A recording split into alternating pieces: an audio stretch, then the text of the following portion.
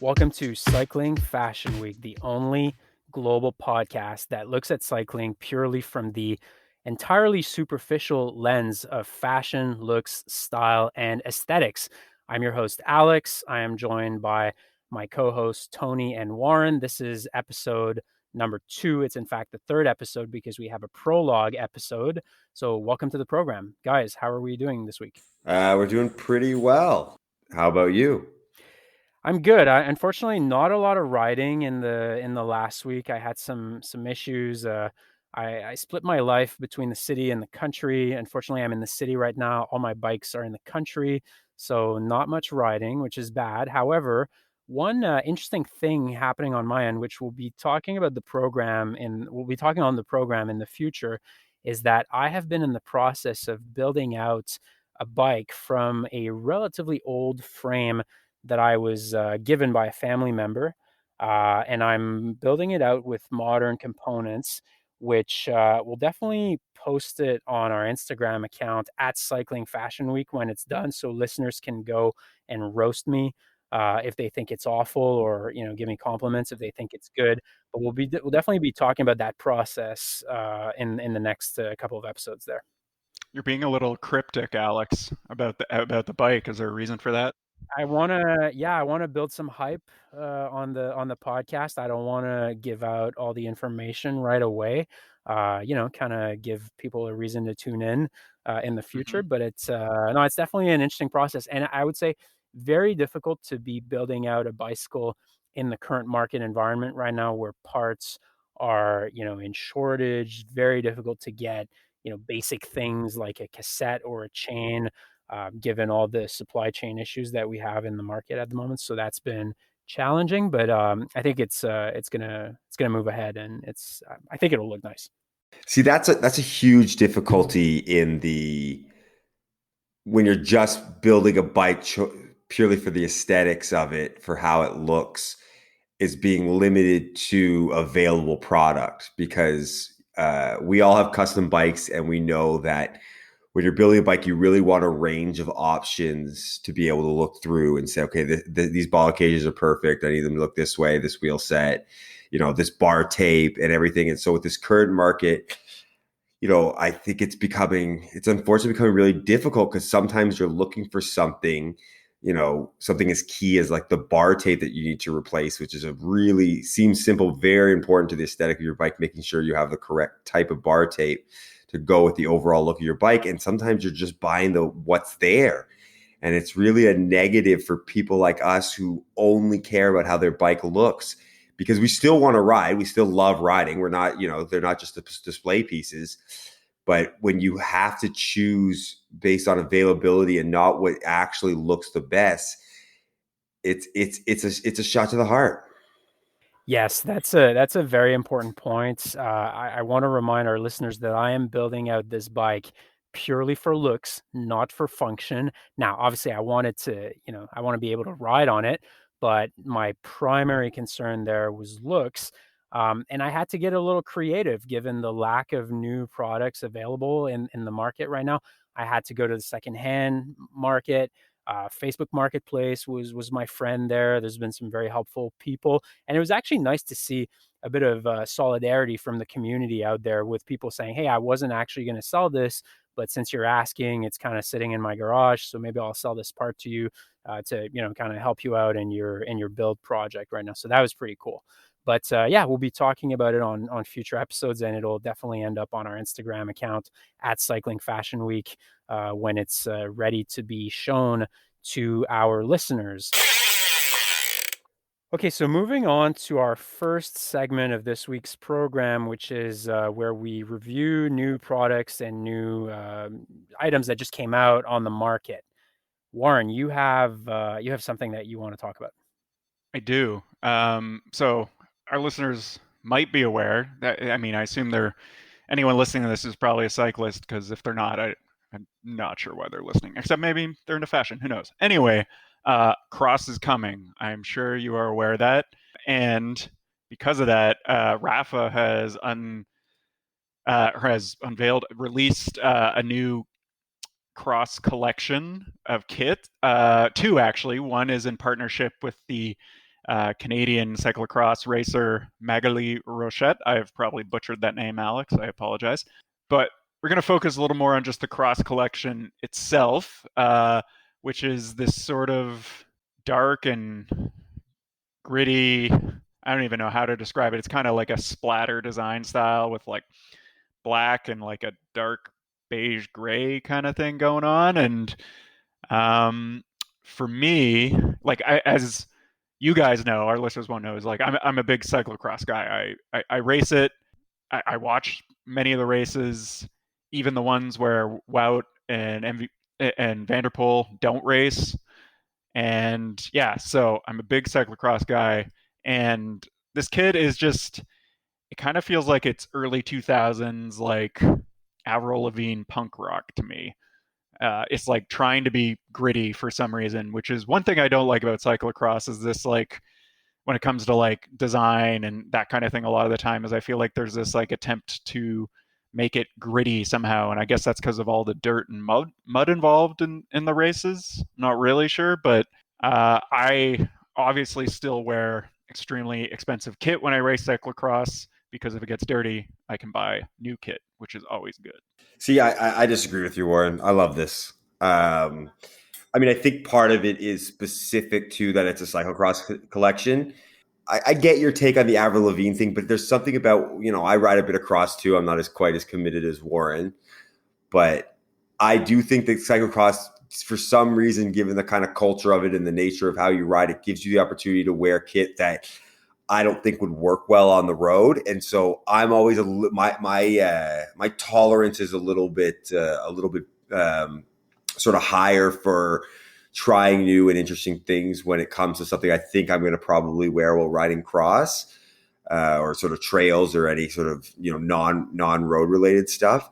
So from a pure design standpoint, is it the best design? No, but do I like the kind of idea of it and having something a little bit different that when you're riding cross? I also have to say I love that they've done a matching sock. I wish they had done a matching bib because I think that the kind of just sort of uniform look of stuff I'm really into that. Especially again, my parameters for fashion and cross differ a lot from my parameters for fashion on road. So I think it's kind of good. I think I like the look of it. I like the kind of way it sort of fits the culture of cross a little bit better. If this was one of those kind of road cycling drops, I'd probably be in agreement with you.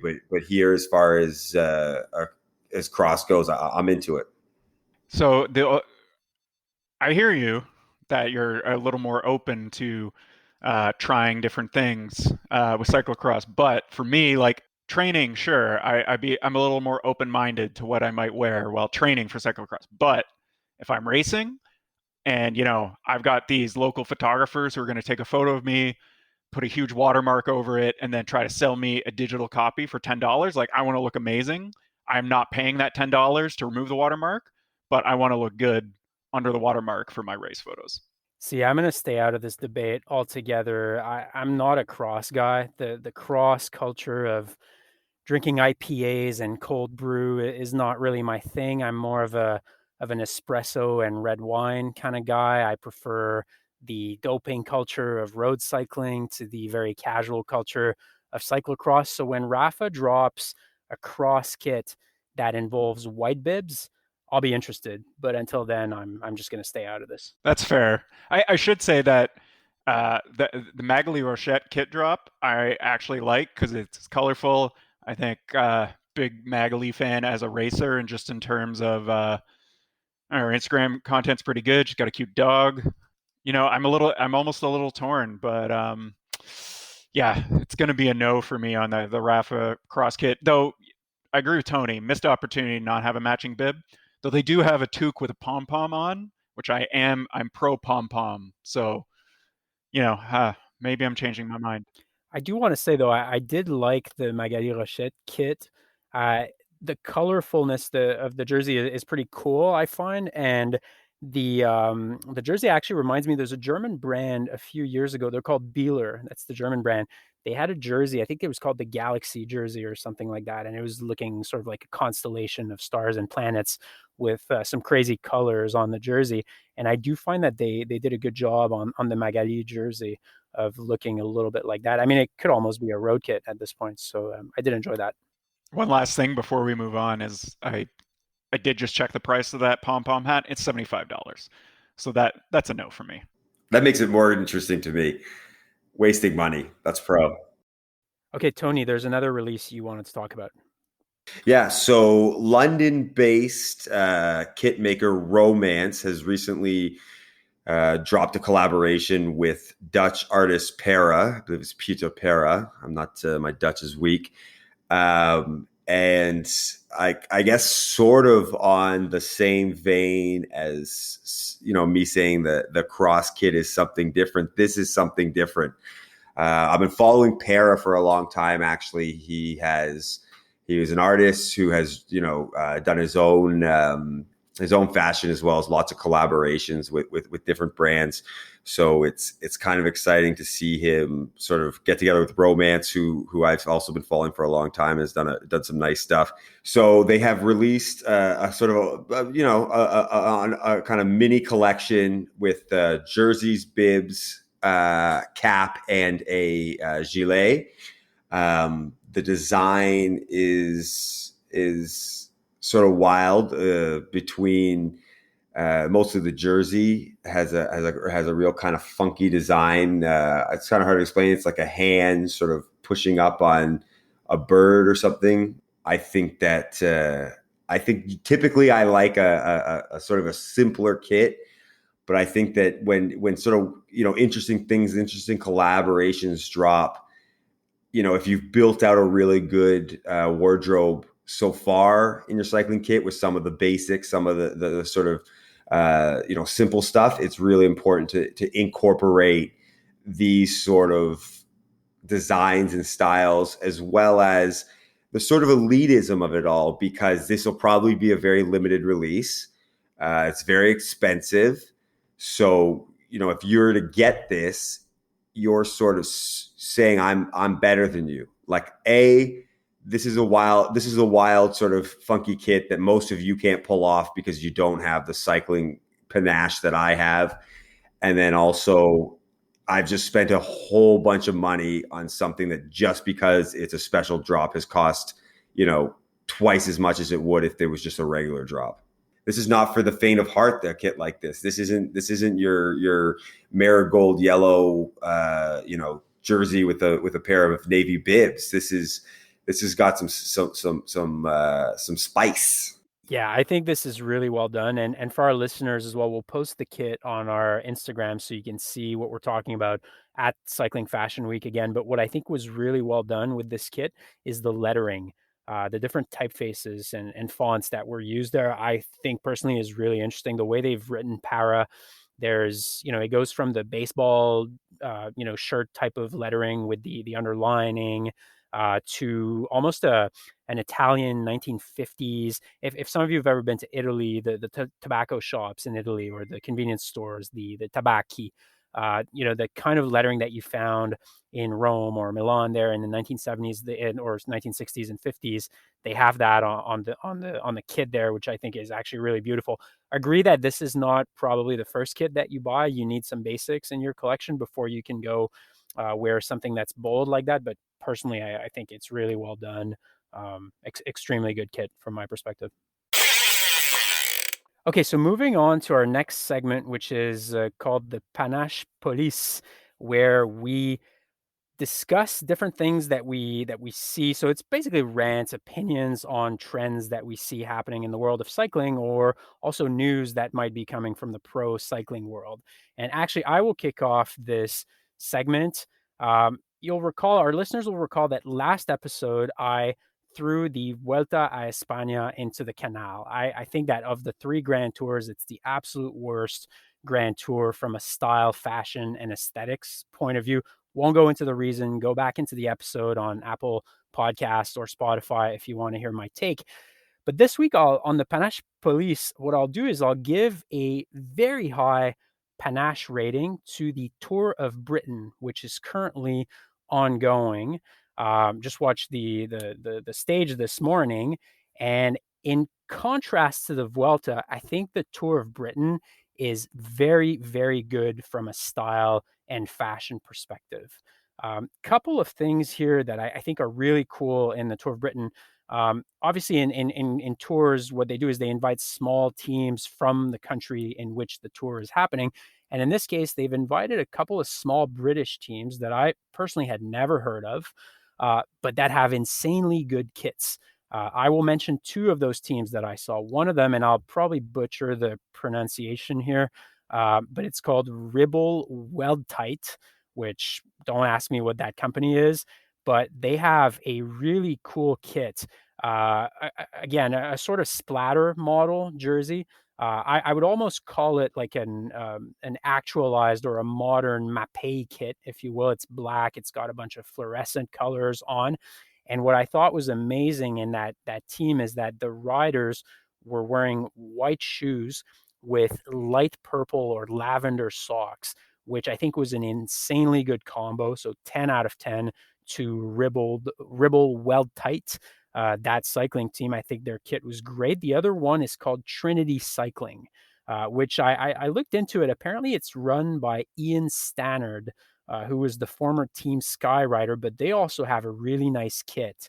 The lettering on their kit too is really cool. I also think the name Trinity Cycling just sounds really good. Really good kits in the Tour of Britain. Beautiful landscapes if you're watching as well. The countryside out there looks beautiful. And another thing I like, you've got people wearing barber jackets on the side of the road. Old kind of British people dressing like they should in the rainy weather, just encouraging the riders, wearing really nice barber jackets there. So Tour of Britain, I give you a very high panache rating because the styles that I've seen there are amazing. I did want to just note, lest our listeners think we don't follow pro cycling, as Trinity is also Tom Pidcock's former team before he joined Ineos. And they've always had some pretty nice kits. Maybe it has to do with their, I believe they're still partnered with MAP for their kit. Might vary depending on their road versus cyclocross teams. But I've found personally, Trinity always has nice kits. And the only thing I wanted to say about Ribble Weld Tight is I agree. I like the kit, but they're on Ribble bikes, so the whole team should just ride straight into the canal. Oh, I didn't actually look at the bikes. I only looked at the kit. Yes, if I had considered the bike, this might have invalidated my take, but I'll just ignore it for now. I mean, I think you were going overall, so we you can't nitpick. We're not talking specifically about Ribble Well Tight. So it's interesting also because it looks like that's that jersey isn't their sort of typical everyday jersey. So we always like when someone a team sort of does something fun. The Trinity Cycling jersey is just phenomenal. I was a little surprised that the Tour Britain featured such good style, but then I thought about it, and ultimately it's the country that gave us Albion and Rafa. So there is a heritage of good cycling design coming out of the UK. Now, don't get me wrong, there's a lot of really bad design things coming out of the UK outside of cycling, but in terms of cycling, I think the country's contributed some pretty good things to the world overall. So not really a surprise to me that that the Tour of Britain would feature such good style. So yes, a very high panache rating for the Tour of Britain. So congratulations there. Tony, there's something else you wanted to talk about on the Panache Police. Yeah. So as our listeners know, last week I was in Vancouver from Toronto, and so to get back to Toronto, you've got to get yourself on an airplane. And I did just that the other night. And on my way back, I noticed a gentleman who was wearing what I believe to be the Rafa Brevet RCC wind jacket as a sort of regular everyday jacket. He was on the plane with it. He obviously wasn't riding. The rest of his clothes where he was wearing a pair of jeans and some sneakers and stuff. And this is not panache. This is a big no. Cycling stuff that's made for on the bike is to stay on the bike. I didn't make a comment because I didn't want to go viral and have a scene, but I almost made a comment and said, "You're going to have to take that off. It really was inappropriate." Imagine me walking around with arm warmers on while I'm going to pick up my groceries or something like that. So, it's great that everyone buys those jackets and Maybe he was bike packing. bike packing through the air, but you use it well on the bike. Go get yourself an Arc'teryx rain jacket if you need something for off the bike. But on the bike, that's where that stays. Do you think that guy is wearing the Rafa jacket on the plane to show people on the plane that he's a cyclist, or was he running out of luggage space, or was he just kind of cold and didn't have any other jacket? Like, what do you think's the motivation to do that? I don't know because I mean that's like I'm actually into the idea of showing you're a cyclist off the bike, but that's where companies have been starting to make the kind of off race stuff that fits that mold where you can kind of have something that is made to not be on the bike but represents you as a cyclist so people can kind of see, okay, this guy's in here, this guy's legit. He's not just riding, when he says he's into cycling, it's not a hybrid for, to the local, park or whatever. He's a cyclist, a true cyclist. But in terms of that, I think the guy just didn't really have any style. And I mean, I believe it was a Rafa Club kit. And I would say, though Rafa's done some nice stuff, we've been up and down on them. The people who join the Rafa Club are typically not very cool. It's not a cool thing to do. I'm going to let you guys know that. I'm sure we've got some listeners who are part of it and are not going to be happy with it. But the Rafa Club is stupid. Don't do it. I don't like it. So you said that for you, the way to show people outside of cycling that you're a cyclist is to wear stuff like the Pas Normal off race collection. So you're wearing clothes that are for off the bike, but that are by a cycling brand. And I personally hate that. I don't want to be wearing anything cycling related outside of cycling. What I like to do is I like to dress sort of normally, have my own style outside of cycling. But when I'm wearing shorts and people look at my legs, and they go, "Holy shit, you're a cyclist." And that's the way I show it, rather than wearing like a PNS, pronounce it real quick, sweatshirt off the bike. I yeah, I'm with Alex on this one. I am I am off race. I don't want to wear like cargo shorts made by Panormal or whoever. I want to dress well when I'm not biking in the same way that I like to dress well when I am biking. And for that, I need to not be wearing a t-shirt and a cycling cap. What am I? Cycling courier? I mean, I'm not wearing a cycling cap, right? But I think that the kind of athleisure wear, Gorp core style, I'm into it. Not always, right? All fashion should be appropriate to the situation. But if I'm saying to myself, I'm kind of having a relaxed day where I want to wear some more athletic type wear, I don't want to just wear like a Nike thing and people risk that, I'm into basketball or something like that. I want to wear something like Panormal because then it's kind of like, oh, this is sort of representation. I mean, we've talked, we're ex skateboarders. We've talked about it. We used to, I don't know what the trend is now, but when we were younger, you used to make sure you had, you always had a Toy Machine t-shirt on or something because you were letting everybody know that you were a skater, even if you didn't have your board with you. And I'm kind of still into that, in the right context of wearing it. If you've got your Panormal off race at someone's wedding, well, that's a problem. That's a problem you should, look in the mirror at. But I think in terms of a sort of what, if I'm going to wear an athleisure wear, I like the idea of the off race kit. I like sort of letting people know, especially now that cycling has sort of boomed and it's wide ranging. When you tell people you're into cycling, to a lot of people, it could mean anything. You want to let people know, like, no, I do stupid miles, stupid kilometers that are painful and hurt. And this is kind of a way, a sort of a way of showing it.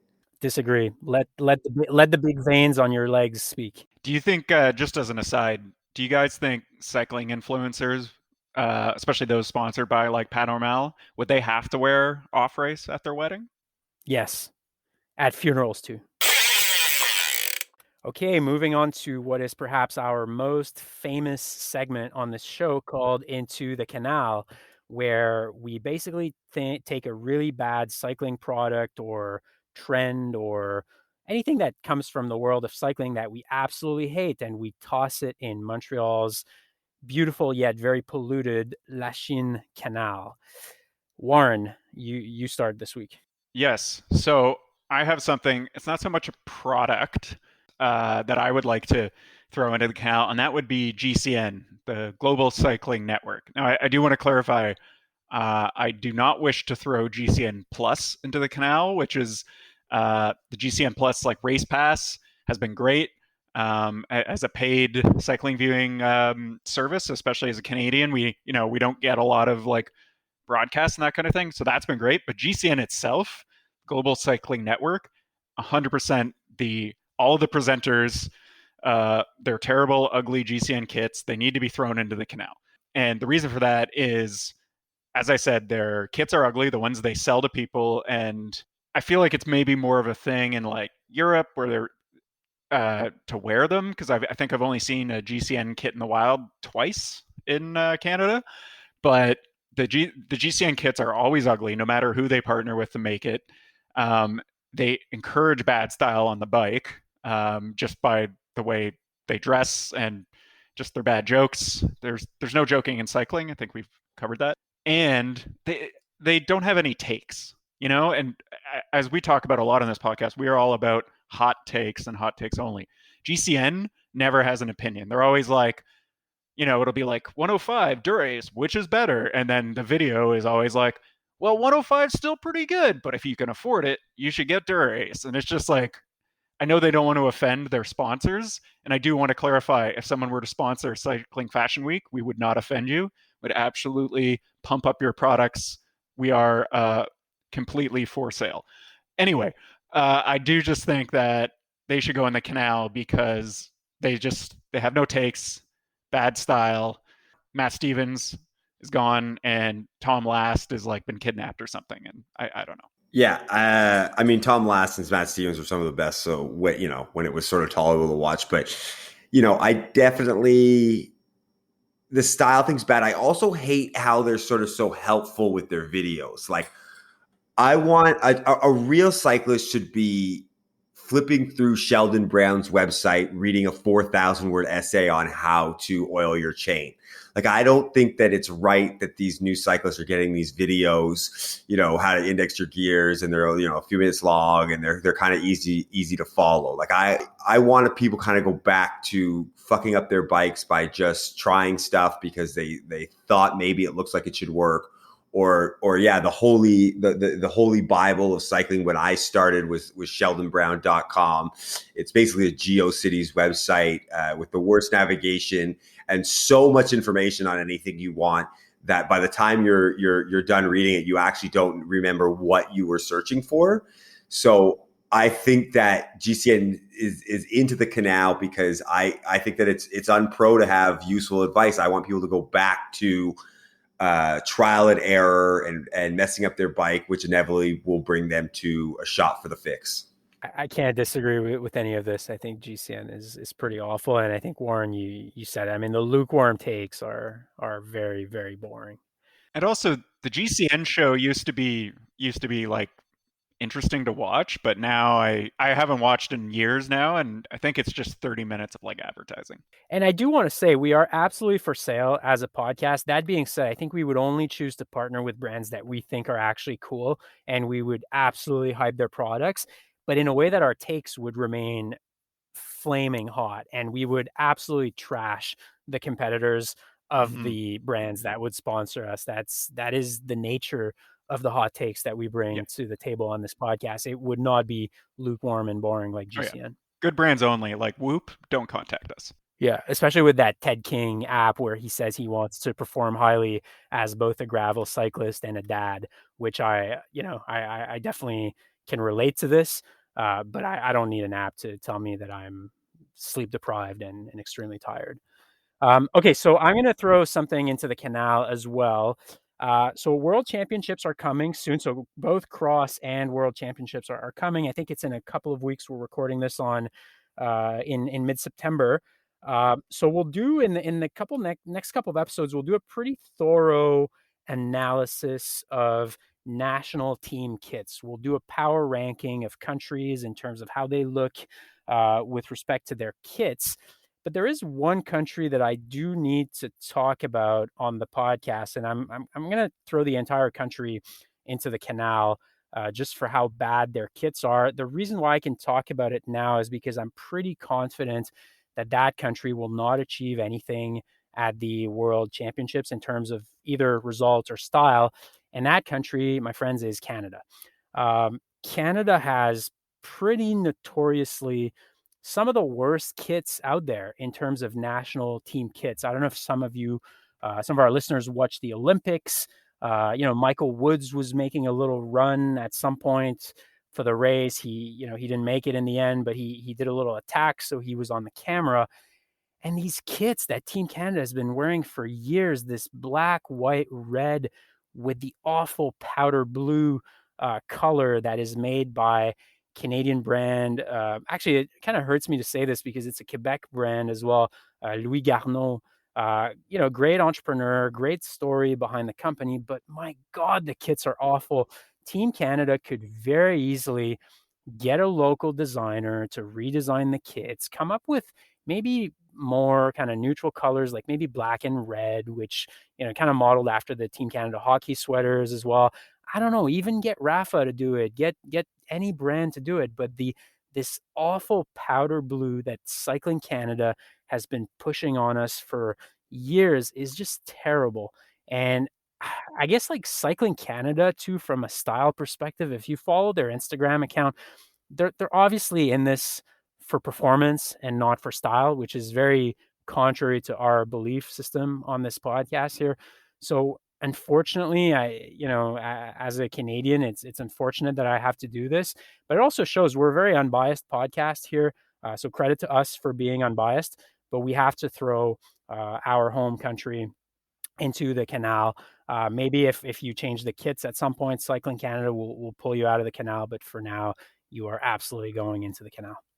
Okay, so Tony, you've got something you want to throw into the canal as well. Yeah, I mean, this I think I'll probably make quick and simple. I think it's pretty obvious. Similar to kind of last week, I feel it's more helpful to beginner cyclists because you don't see it very often with an experienced cyclist. But that is mounting your phone as your head unit or bike computer. I don't think I really have to elaborate this, but it's totally unacceptable. It looks awful. It's unpro. And don't get me wrong. I don't want your phone to go into the canal because I do think that's important to take content, to take photos, make sure you're looking good. And we're not against safety here.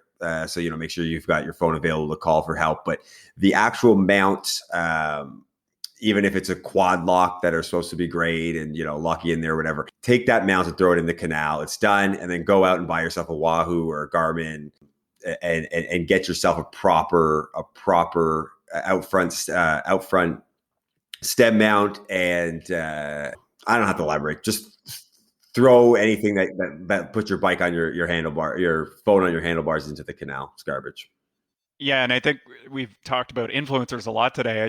A few months ago, I noticed like a lot of the big ones like Ted King, Dustin Klein, they were all pushing this like phone mount. I think it's like a universal phone mount. I don't even remember the brand name because I would never use one. But yeah, I agree with you, Tony. I just 100% in canal, and if influencers are still pushing that, they're gonna have to take a dip in the canal, I think, because like that is one thing we absolutely would not support. So do not contact to sponsor us if you sell phone mounts for bikes. I think I've seen Chris Froome on Instagram push this for one brand. It might be Quad Lock. I'm not sure which one, but I think this speaks to how washed up Chris Froome is. I do have a question, though, perhaps a nuance. And it pains me a little bit to admit this. I feel a little bit embarrassed, but when I train on Zwift, I use the Zwift Companion app.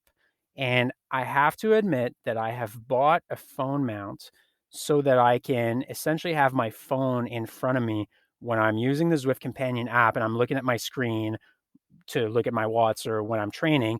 But the having the phone, available to me on my stem there is very useful if I want to change the music on Spotify or do something else. Now, I would never do this outside of the house, but is it okay to do this in the privacy of your own home? with no one else watching?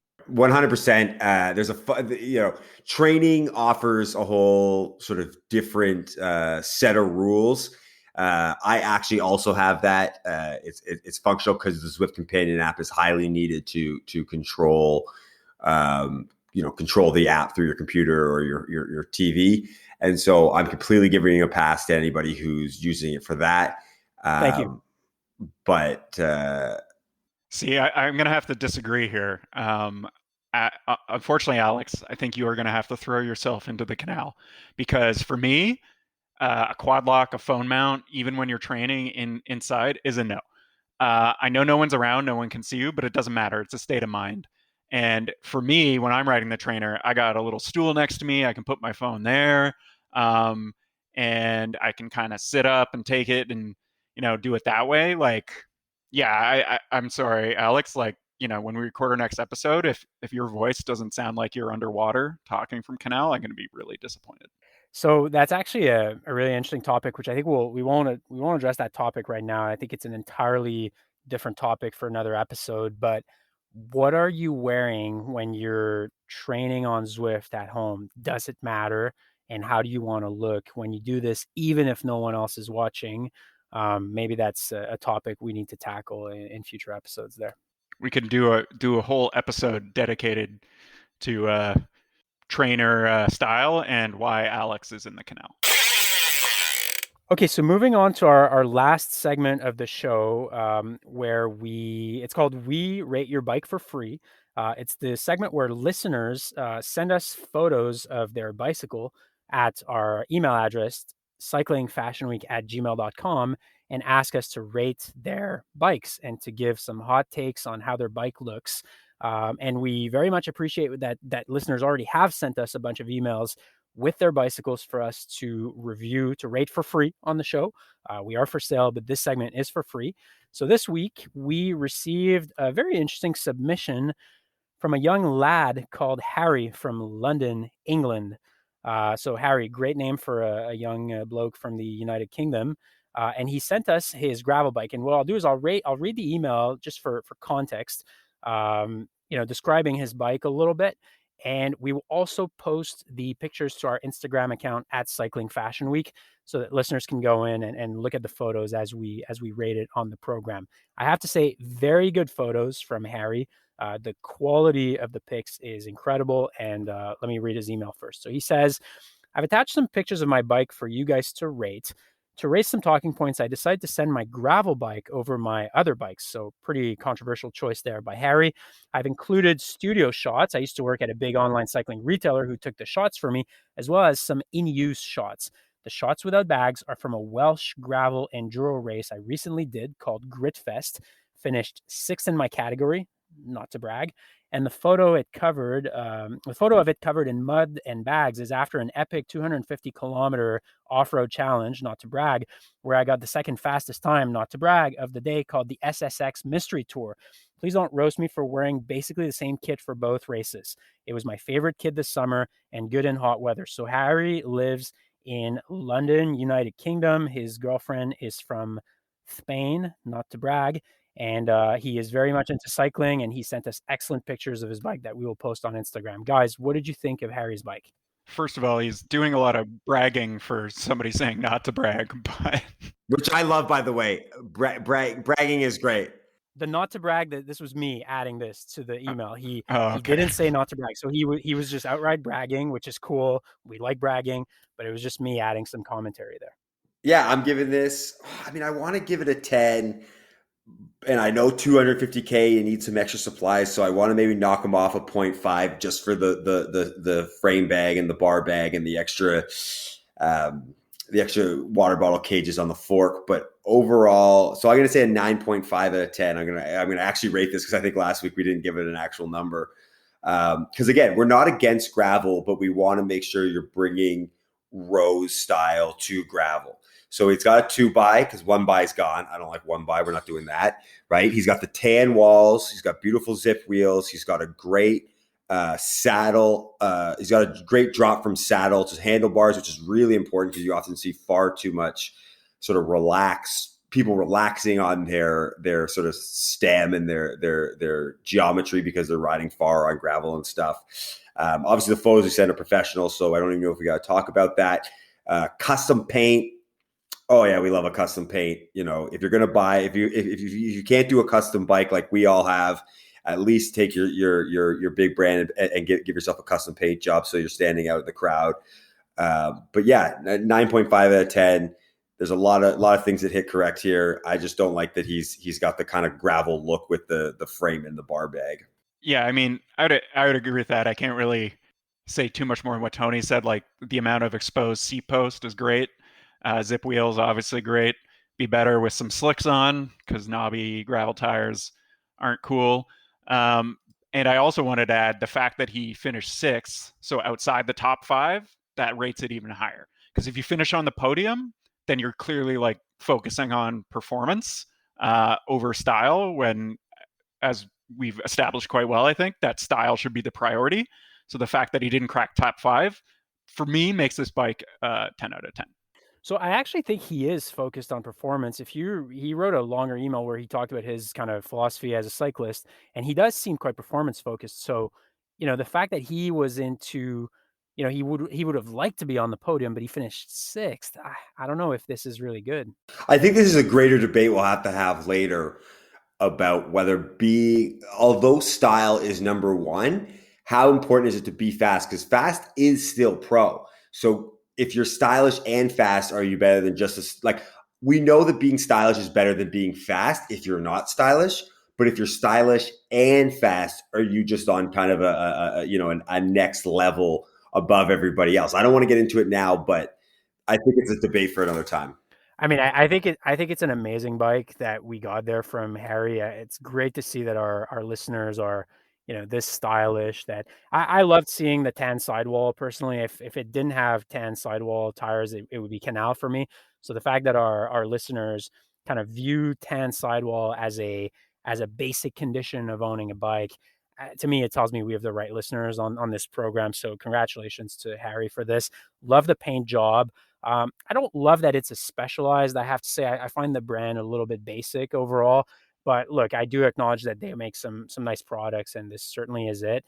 The zip wheels, amazing. So I'm reluctant to give it a rating, but I think it's a very very nice submission that we got there from Harry over in the United Kingdom, which also shows that we are a global podcast, that our listeners are everywhere around the world. So again, the only global podcast focusing on style. Okay, so that's it for this week's show. Thanks to all of our global listeners for listening. If you like the podcast, tell your friends about it, forward it to people, tell them to listen to it. We're available on Apple Podcasts and Spotify, and we will be back soon with another episode of Cycling Fashion Week. Take care, everyone.